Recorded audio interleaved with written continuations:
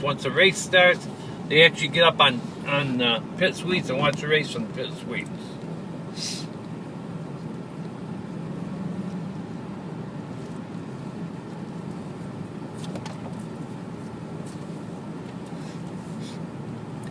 Now to take a look right here. You can look in the boxes of the Musco lights. You can see the actual reflectors in there. See them?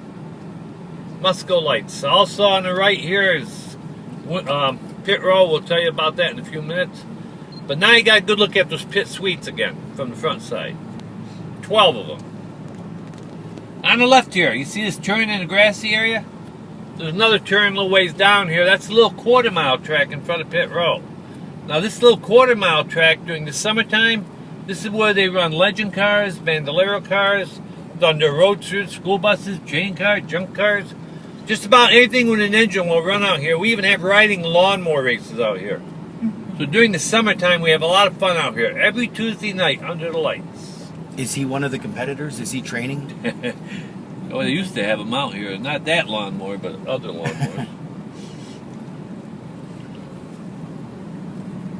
It's fun to watch that.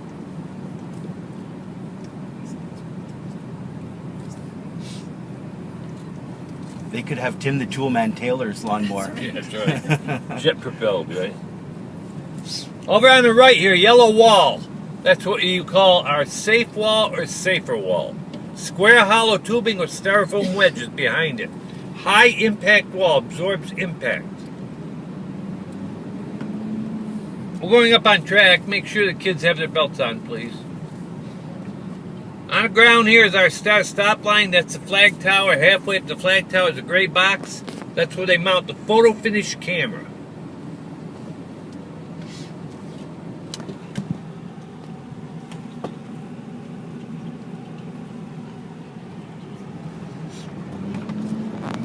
Now we're going to take you up on 24 degrees now, show you what that feels like. Keep in mind Daytona is 31, Bristol 30, Talladega 33. This is only 24 degrees, but it'll give you an idea what the rest of those tracks must feel like. Then we'll speed up and take a couple laps for you.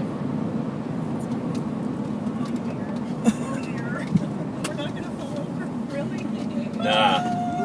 I haven't rolled a van since last week. Don't worry about it. Take a look left. You can see how steep this is. Oh my goodness. Now average speed here, 168 miles per hour. Record speed, 195.7. That was done by Denny Hamlin. He did it in qualifying last year.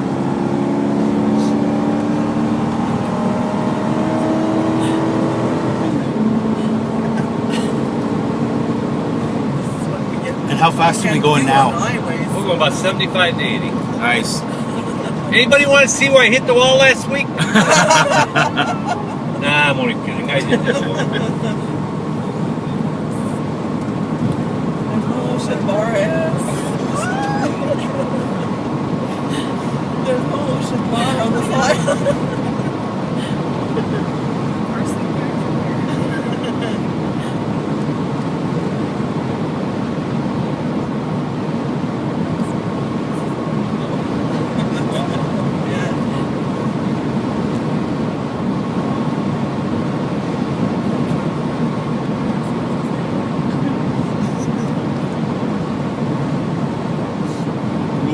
Chance to drive? Do we each get a chance to drive? Well, I wish I could. No, they don't allow that. Kids like that?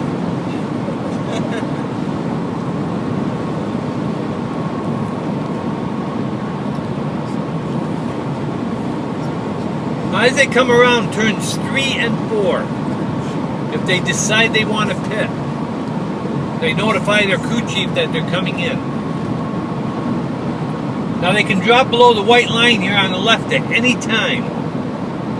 Once they drop below the white line, they are committed, usually.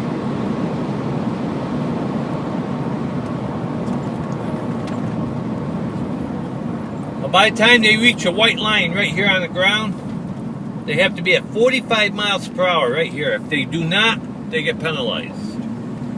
Now, as they shoot down pit road, they're looking for their pit board. They stick out a pit board.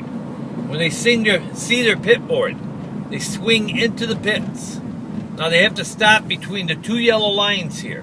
If they overshoot the lines, they have to be pushed back before they can work on the car. Once they're done, they shoot back out here. Again, they have to maintain 45 miles per hour until they get to another line, then they can open it up. The average pit time here, 11.7 seconds. That's for 4 tires and gas. 2 tour vans are off track.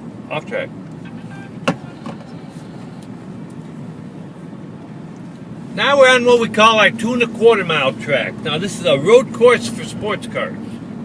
The reason it's 2 1/4 miles long because we have inner loop, outer loop. The inner loop goes around the infield. The outer loop is the main raceway. When we go around the inner loop, we go clockwise. When we jump out to the main raceway, we go counterclockwise. We call it inverted 8. It's a very popular track with Sports Car Club of America. This is where they run the Porsches and the Vipers and the Mustangs and the Corvettes. And I'm going to take you around the inner loop to show it to you.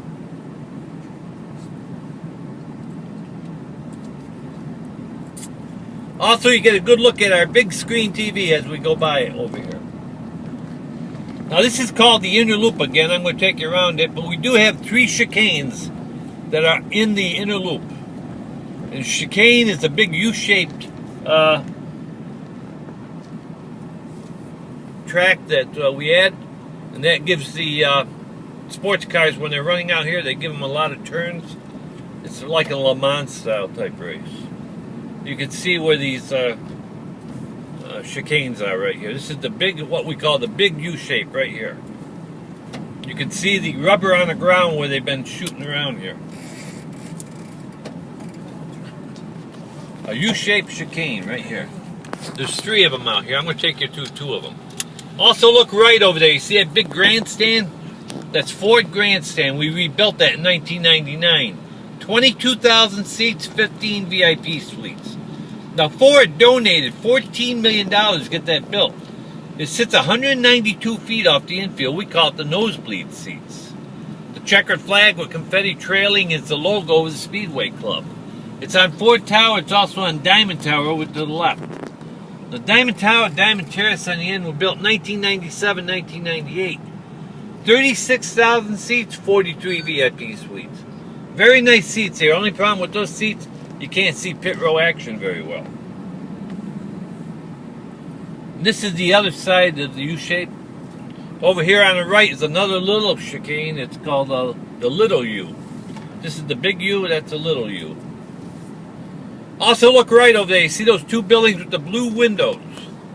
Those are the condominiums that are on site. That first long building was built in 1984. There's 40 units in there. They're 1,200 square foot 2-bedroom units. Original cost $35,000. Second building built in 1991. There's 12 units in there. There's 1,600 square foot units. That dome unit up on top is a penthouse suite. That belongs to Felix Sabatas. He paid $500,000 for it, called it the Amigo Dome. Now there's 10 families that live in those condos year-round. Retired people, businessmen.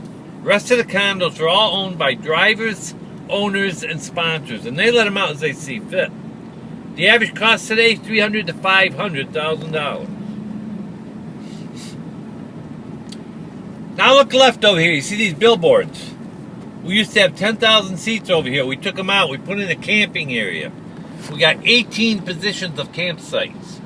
Each campsite costs between $15,000 to $25,000 to rent for the year. Each campsite gets 10 free tickets for every event.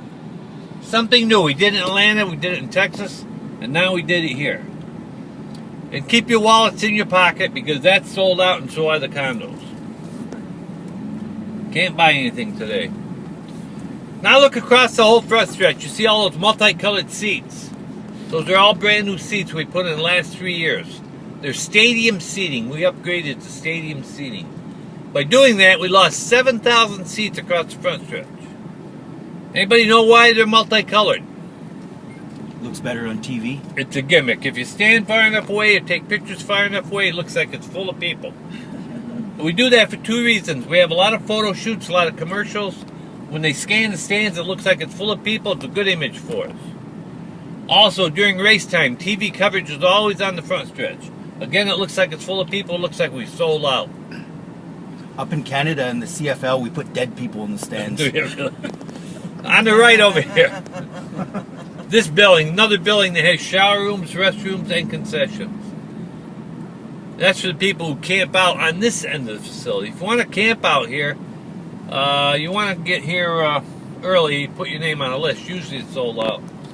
It costs you about $100 per slot out here.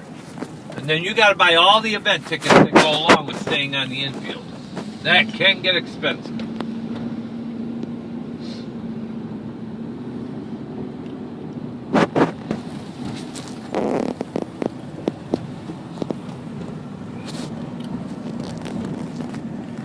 Now we're entering the third major garage area. This used to be the Busch Garage. It's now Nationwide Series of Racing. Nationwide Garage, right here on the left.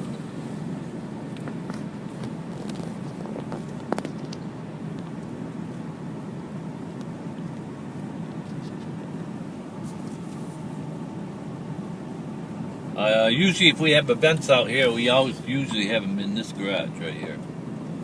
And sometimes the Cup Garage also. Now, tomorrow when the Legend and Bandoleros come in here, they use both garages. They fill up their Legend and Bandoleros in both cars, in both garages.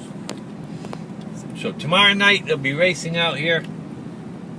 It's $5 for kids, $7 for adults. So if you want to have some fun racing, come on out here. On the right over there, that building, I'm going to take you in that building. You're the over-the-wall tourist, so we'll go in there and we'll show you everything in that building. But first, we're going to stop at Winner's Circle here. You'll be able to get out and go up on Winner's Circle now and take some pictures. How many races per year are held? We have 6 major events a year that have to do with NASCAR. We have a truck race. We have a Camping World truck race here. In May, we have the All-Star Challenge. We have a nationwide race, and we have the Coca-Cola 600, all in May. In October, we have a nationwide race, and we also have the NASCAR Banking 500. That's in October. 6 events. Okay, this is Winner's Circle. We'll stop here. You can get out and go by Winner's Circle and take some pictures.